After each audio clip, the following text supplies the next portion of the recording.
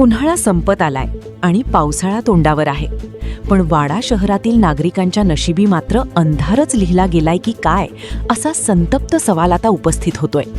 कारण वाडा शहरात सध्या महावितरणचा कमालीचा भोंगळ कारभार पाहायला मिळतोय.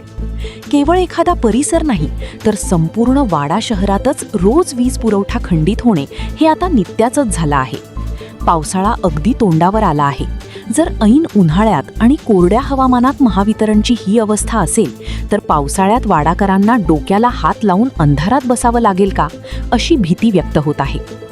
पाटीलाळी, परळी नाका अशा अनेक ठिकाणाहून अनेक समस्या समोर येत आहेत. आता तरी महावितरणच्या वरिष्ठ अधिकाऱ्यांना जाग येणार का? संपूर्ण वाड्यातील वीज समस्या कायमस्वरूपी सोडवली जाणार का? की नागरिकांना अशाच अंधारात ठेवून महावितरण फक्त आपले खिसे भरत राहणार? याकडे संपूर्ण वाडा शहराचे लक्ष लागले आहे. अशाच अनेक ताज्या घडामोडी आणि परिसरातील महत्त्वाच्या बातम्यांसाठी आमच्याशी जोडलेले रहा.